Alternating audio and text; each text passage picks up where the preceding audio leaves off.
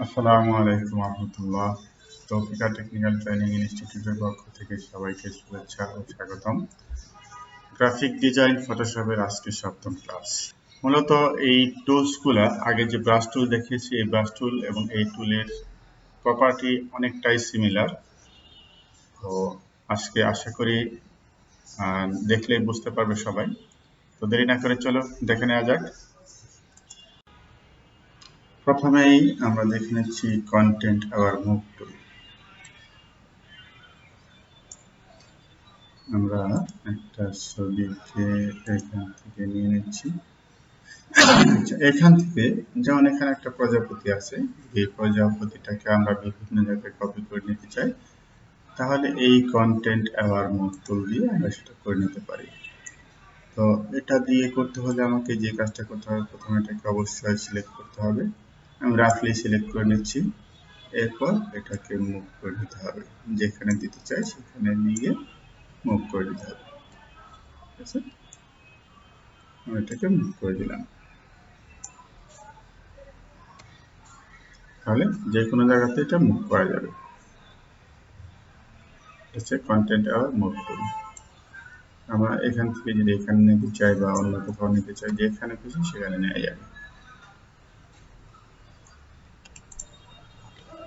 এটা হচ্ছে content hour move tool. এরপর কি আছে ক্লোন স্ট্যাম্প। ক্লোন স্ট্যাম্প টুল অনেকটাই কন্টেন্ট আওয়ারের মতোই।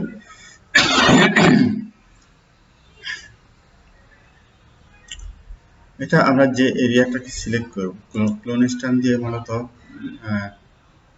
কপি করা হয়। আমরা যে অংশটুকু সিলেক্ট করব সেই অংশটুকুই কপি হয়ে যাবে। প্রথমে আমাদের সিলেক্ট করে নিতে হবে যে অংশটা। যেমন আমরা এই রাস্তাটাকে এই পর্যন্ত বৃদ্ধি করে দিতে চাই, অর্থাৎ আমরা এখানে যে গ্যাপটা আছে, এখানে এই অংশ থেকে আমরা এই পুরো অংশটা এই রাস্তাটা করে দিতে চাই। তাহলে কি করবো আমরা এই ব্রাশটাকে একটু ছোট করে নিচ্ছি। ছোট করে নিয়ে অল্ট চাপ দিয়ে ধরে রেখে আমরা যে অংশটা সিলেক্ট করব ওই কালারটা সিলেক্ট হয়ে যাবে। এরপর যেখানে ক্লিক করব ওই অংশটাই পেস্ট করে থাকবে। অর্থাৎ এটা হচ্ছে ক্লোন স্ট্যাম্প টুলের কাজ। আমরা এখানে রাস্তাটাকে এইদিকে বানিয়ে নিলাম।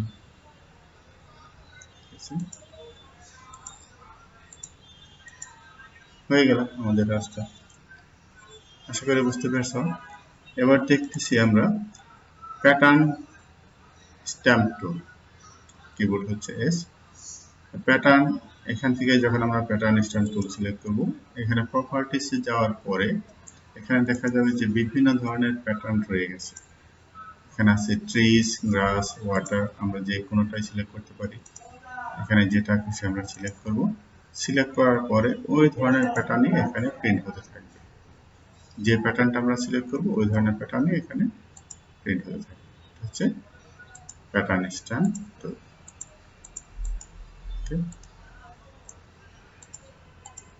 এটা খুবই সহজ, জাস্ট সিলেক্ট করো এবং স্ট্যাম্প দিয়ে ক্লিক করতে থাকো, প্রিন্ট হয়ে যাবে। একটা অরণ্য সৃষ্টি হয়ে গেল মুহূর্তের মধ্যে।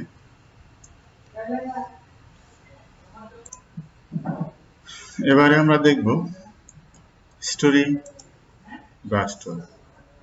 স্টোরি ব্রাশ টুল দিয়ে কি করা হয়, আমরা ইতিপূর্বে যে কাজগুলো করেছি, এখানে যে কাজগুলো করেছি প্রত্যেকটা কাজকে যদি আমরা রিমুভ করে দিতে চাই, তাহলে এই হিস্টোরি ব্রাশ দিয়ে আমরা এটাকে রিমুভ করে দিতে পারবো। আমরা হিস্টোরি ব্রাশ দিয়ে যে কাজগুলো করা হয়েছে সেই কাজগুলোকে আমরা রিমুভ করে দিচ্ছি।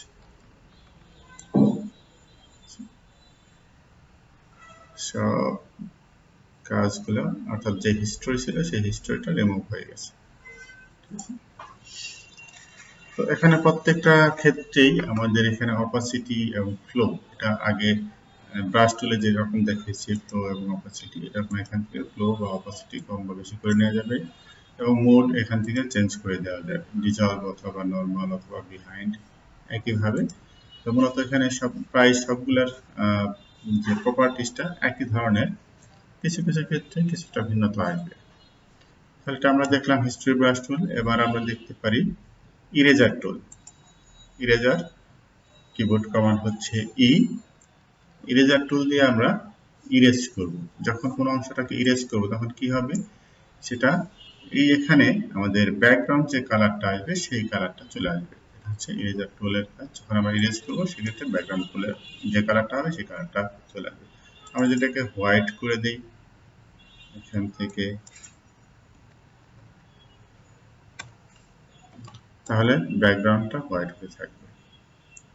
ঠিক আছে, এখানে অপাসিটি এবং ফ্লোটা কমন আছে। আমরা যদি ফ্লোটা অপাসিটিটা বাড়িয়ে দিই তাহলে একেবারেই সব কেটে যাবে। ঠিক আছে, তো আমরা এটা অনেক সময়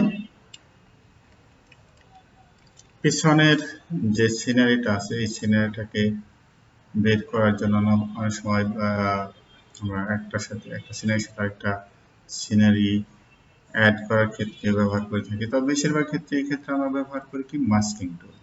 মাস্কিং টুলটা আমরা পরে শিখবো, আপাতত দেখতেছি ইরেজার টুল। ইরেজার টুল দিয়ে কিভাবে এই কাজটা করা যায়। যেমন এখানে আমরা হিস্ট্রিটা ক্লিন করে দিচ্ছি। প্রথমে ক্লিন করে দিয়ে আরো একটা ছবি এখানে নিয়ে আসি। আমি চাচ্ছি যে এই যে ব্যাকগ্রাউন্ড আছে এই ব্যাকগ্রাউন্ডের পরিবর্তে এই ব্যাকগ্রাউন্ডটা এখানে থাকবে। তাহলে এই ছবিটাকে আমি এখানে নিয়ে আসতেছি। নিয়ে আসার পর এই ছবিটাকে আমি নর্মাল করে দেব। মুভ করে এখন লক আছে, আমি এটাকে আনলক করে দিচ্ছি। ব্যাকগ্রাউন্ডটাকে আমরা এখানে লক করা আছে, আনলক করে দিচ্ছি। তাহলে নর্মাল হয়ে গেলে এখন এটাকে যে কোনো দিনে মুভ করা যাবে। আমরা এই লেয়ারটাকে পেছনে দিয়ে দিচ্ছি, এই লেয়ারটাকে উপরে নিয়ে নিচ্ছি। এখন এইখান থেকে পেছনের যে লেয়ারটা আছে, যে আকাশটা আছে, আমরা চাচ্ছি যে এই আকাশটাকে এইখানে এই ব্যাকগ্রাউন্ডের পরিবর্তে আমরা এটাকে নিয়ে আসবো। তাহলে সেক্ষেত্রে আমরা কি করতে পারি, এই ব্রাশ টুলের মাধ্যমে অর্থাৎ ইরেজার ব্রাশ দিয়ে আমরা এটাকে ইরেজ করতে পারি। সেক্ষেত্রে অবশ্যই অপাসিটি আমাদের কমে দিয়ে নিয়ে যদি কাজ করি তাহলে সবচেয়ে ভালো হয়। আমরা অপাসিটি এবং ফ্লোটাকে কমে দিয়ে নিলাম। এখন দেখো পর্যায়ক্রমে আমার এই অংশটা মুছে যাচ্ছে এবং পেছনের যে সিনারিটা আছে এই সিনারিটা আস্তে আস্তে চলে আসতেছে। আমরা একটু বাড়িয়ে নিচ্ছি ব্রাশটা। তাহলে এভাবে আমরা এটা করে নিতে পারি। আমরা অবশ্যই এটা দিয়ে করবো না, সবসময় আমরা কাজ করব, মূলত আমরা কাজ করব লেয়ার মাস্ক দিয়ে। এটা জাস্ট ইরেজারের কাজটা বোঝানোর জন্য আমি দেখাচ্ছি। তাহলে এই ছবিটার সাথে আমার ওই ব্যাকগ্রাউন্ডটা চলে আসছে। এখন ওই ব্যাকগ্রাউন্ডটা এটার সাথে মিশে গেছে আমাদের এখানে। এটা হচ্ছে ইরেজার টুলের কাজ। এভাবে আমরা ইরেজ করে ব্যাকগ্রাউন্ডটাকে চেঞ্জ করে দিতে পারি, কিন্তু মূলত আমরা এভাবে কাজটা করব না। আমরা কাজটা করব মূলত লেয়ার মাস্কিং দিয়ে। মাস্কিং টুল ব্যবহার করে আমরা এটা করব। ঠিক আছে,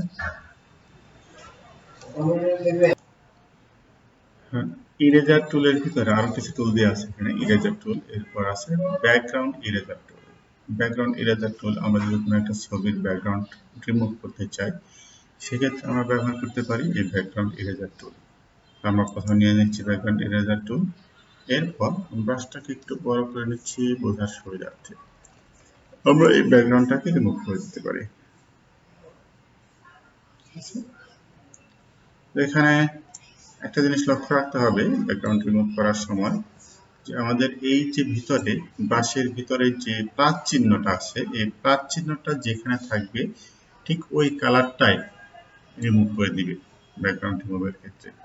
দেখো এক্ষেত্রে যদি আমার চুলের ভিতরে টাচ করে, দেখো চুলে টাচ করতেছে না, যার জন্য চুলটা কাটতেছে না, কিন্তু যখন এটা টাচ করবে এই কালারের সাথে মিলবে সাথে সাথে এটাকে কেটে যাবে।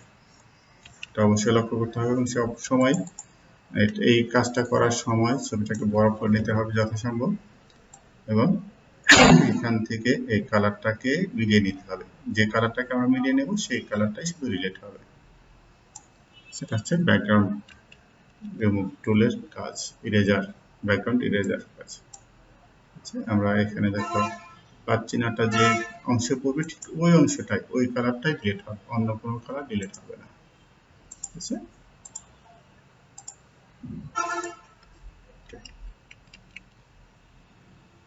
এরপর ম্যাজিক ইরেজার টুল।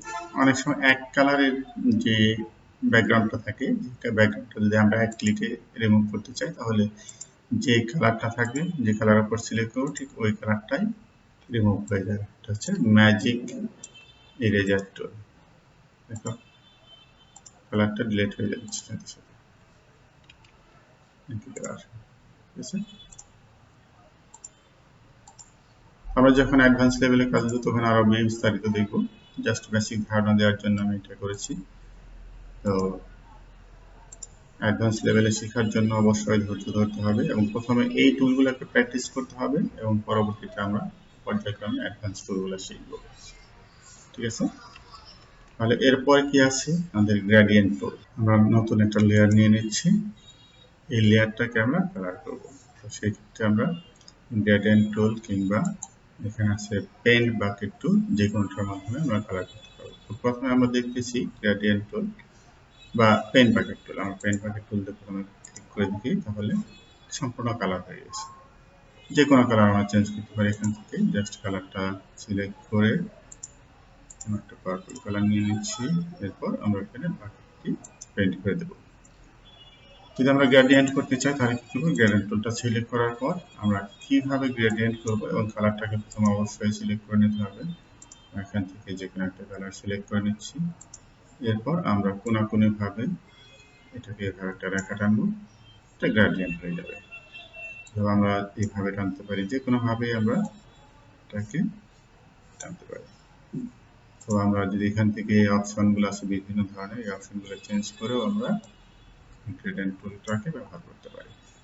ঠিক আছে? আমরা যদি মনে করি রাউন্ড হবে তাও করা যাবে।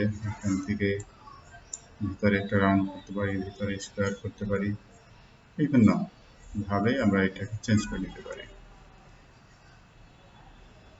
ঠিক আছে? তো আশা করি সবাই ভালো মতো প্র্যাকটিস করবে এবং প্র্যাকটিস করলে অবশ্যই খুব ভালো করতে পারবে। এই টুলসগুলো প্র্যাকটিস করে আমাকে জানাবে। পরবর্তীতে দেখা হবে ইনশাআল্লাহ। এ পর্যন্ত ভালো থাকো সবাই, সুস্থ থাকো। আল্লাহ হাফেজ।